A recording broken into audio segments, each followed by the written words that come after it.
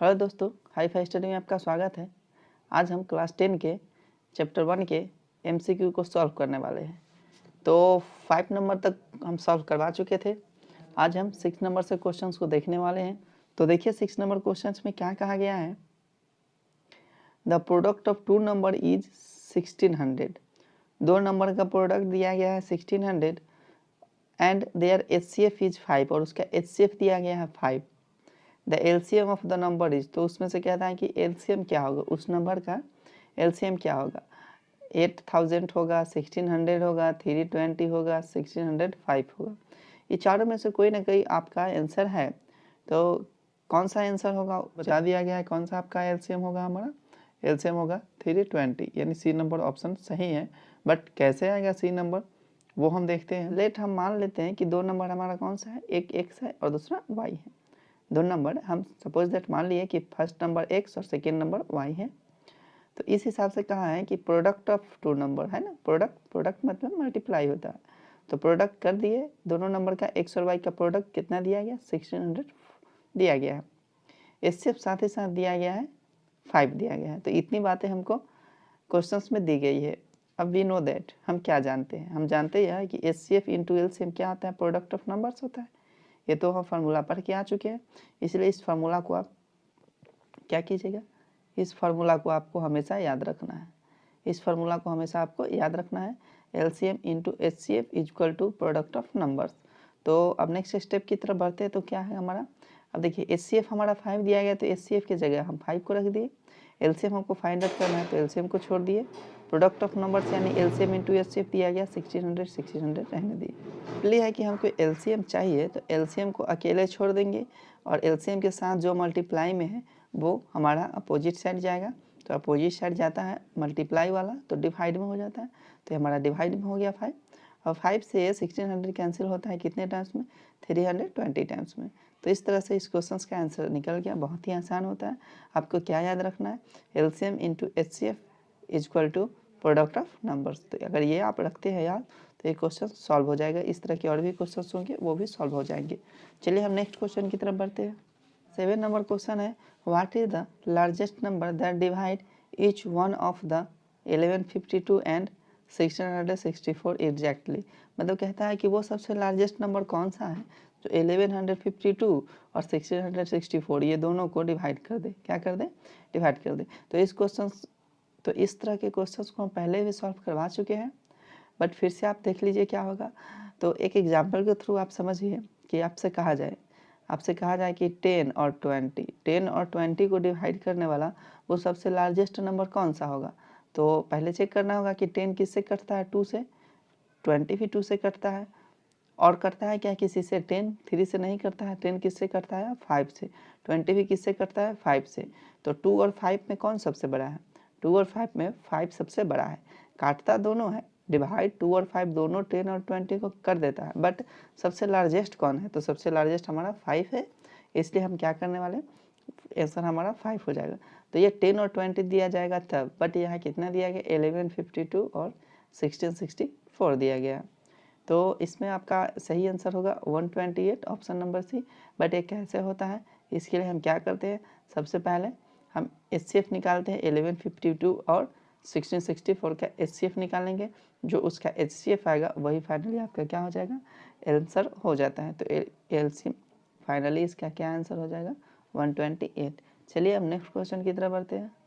What is the largest number that divide 70 and 125 leaving remainder 5 and 8 respectively. मतलब यह कहा है कि वो सबसे लार्जेस्ट नंबर कौन सा होगा जो 70 और 125 को डिवाइड कर दे, और जब 70 को डिवाइड कर दे तो रिमाइंडर 5 बचे और 125 को डिवाइड करे तो रिमाइंडर 8 बचे, ये कहा जा रहा है। तो इस तरह के क्वेश्चंस पहले भी बना चुके हैं, बट फिर से अब देखते हैं। सर है 13, बट 13 कैसे आएगा इसके लिए देखते हैं। तो स्टेप बाय स्टेप बढ़ते हैं हम। We know that required number divide 65 and 170। तो ये कैसे हुआ 65 और 170, तो देखिए ये कैसे हुआ, कैसे होता है। तो देखिए कैसे, ये तो कह सकते हैं कि 65 और 117 कैसे, कहाँ से आया, ये कहीं और से नहीं आया, क्वेश्चन से ही आया। 70 को डिवाइड करने से रिमाइंडर 5 बचना चाहिए था, तो 70 में से 5 माइनस कर दिए, 125 में से 8 को माइनस कर दिए, तो क्या होने वाला है हमारा, सीधा से देखिए 117 और 65। क्वेश्चंस का ये बनाने का तरीका है। अब हम क्या करते हैं, नेक्स्ट स्टेप में हमारा है कि हम HCF निकालते हैं, जो सब्ट्रैक्ट करके रिमाइंडर को सब्ट्रैक्ट कर दिए और सब्ट्रैक्ट करने के बाद जो आया वो दोनों का क्या निकालते हैं, HCF निकालते हैं। तो HCF निकालने जाएंगे हम तो 65 का फैक्टर होता है 13 × 5, 117 का फैक्टर होता है 13 × 3 × 3 होता है। तो HCF निकालते हैं तो हम दोनों में जो कॉमन होता है उसको खोज लेते हैं, तो 13 के अलावा दोनों में कोई कॉमन है नहीं, इसलिए HCF क्या हो गया हमारा 13 हो गया। तो इस तरह से इस क्वेश्चन का आंसर हुआ। तो इस क्वेश्चन में आप क्या सीखे, रिमाइंडर अलग अलग दिया हुआ है तो दोनों को हम माइनस कर लेते हैं, माइनस करने के बाद जो हमारा नंबर आता है उस नंबर को हम क्या करते हैं, HCF निकाल लेते हैं, फाइनली वो आंसर होता है। नेक्स्ट 9 नंबर क्वेश्चन में क्या कहा जा रहा है, what is the largest number that divide 245 and 1029 leaving remainder 5 in each case. अब यह कहा है कि वो सबसे लार्जेस्ट नंबर कौन होगा जो 245 और 1029 को डिवाइड कर दे और रिमाइंडर कितना बचे, 5 बचे। मतलब 245 को भी डिवाइड करने पर रिमाइंडर 5 बचे, 1029 को भी डिवाइड करने पर रिमाइंडर क्या बचे, 5 बचे। तो यहाँ एक ही रिमाइंडर दिया गया है, तो एक ही रिमाइंडर दिया गया है, क्या करेंगे, तो दोनों में एक ही रिमाइंडर बचता है, तो दोनों में से क्या करेंगे हम, सब्ट्रैक्ट कर देंगे 5 को। तो चलिए देखिए यहाँ पे 245 में से 5 को सब्ट्रैक्ट करने के बाद कितना बचा, 240 बचा। अब 1029 में से 5 को सब्ट्रैक्ट करने के बाद कितना बचा, 1024 बचा। अब क्या करेंगे, फिर वही हमारा स्टेप है, दोनों काम HCF निकालते हैं।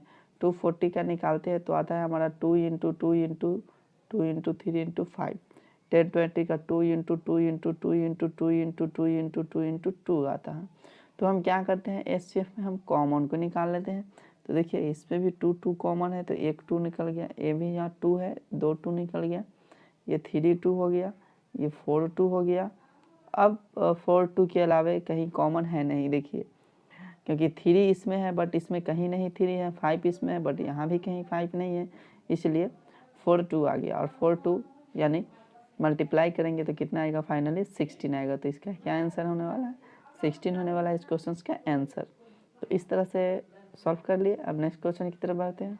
तो नेक्स्ट क्वेश्चन हमको कहता है कि सिंपलेस्ट फॉर्म में, 10 नंबर क्वेश्चन है, वो कहता है कि सिंपलेस्ट फॉर्म बताइए किसका, 1095 और 1168 का। तो अगर कोई PYQ के फॉर्म में दिया गया है और इसको कहता है कि सिंपलेस्ट फॉर्म बताइए, तो सिंपलेस्ट फॉर्म के लिए P और Q दोनों का जो है ना HCF कितना होना चाहिए, 1 होना चाहिए। मतलब P और Q का कोई भी एक के अलावा कोई दूसरा कॉमन फैक्टर ना हो।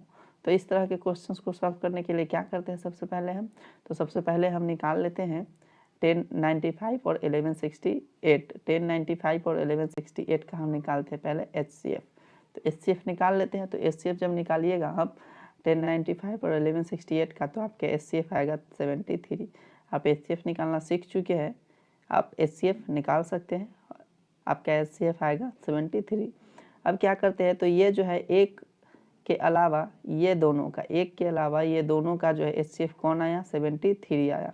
तो अब क्या करेंगे कि दोनों में 73 से हम क्या करते हैं, डिवाइड करते हैं। तो यहाँ पर देख लीजिए हम डिवाइड कर दिए हैं, दोनों में 73 से डिवाइड करते हैं। तो ये जो है 73 इसको 15 टाइम्स में कैंसिल कर देता है और इसको कर देता है 16 टाइम्स में।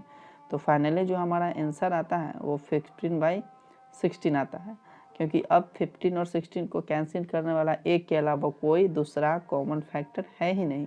इसलिए 1095 और 1168 का आपका सिंपलेस्ट फॉर्म आया 15/16। और ये कैसे कैंसिल हुआ, तो डायरेक्टली 73 से कैंसिल हुआ। आप चेक करते जाइएगा कि ये 2 से कट रहा है कि नहीं, तो कहीं कट रहा है, ये कट रहा है। तो चलिए ऐसे नहीं हुआ, फिर चेक कीजिएगा 3 से, फिर चेक कीजिएगा 4 से, 5 से, 6 से, 7 से, 8 से, 9 से, 10 से, ऐसे करते करते आप चले जाइएगा, टाइम लॉस होगा। तो फाइनली ये जाके किससे कटेगा, 73 से। ये दोनों फाइनली किससे कटेगा, 73 से कटेगा। कैसे चेक करते हैं, तो दोनों का हम HCF निकाल लेते हैं, जो HCF आता है वो उसको फाइनली कट कर देता है। तो इस तरह से आज हम MCQ के 6 to 10 क्वेश्चन को सॉल्व किए हैं। उम्मीद है आपको मज़ा आ रहा होगा और लगातार इसी तरह से हमारे चैनल से जुड़े रहिए। अगर मेरे चैनल पर पहली बार आए हैं तो चैनल को सब्सक्राइब कर लीजिए, वीडियो को लाइक कर लीजिए। फिर मिलेंगे नेक्स्ट वीडियो में, तब तक के लिए जय हिंद।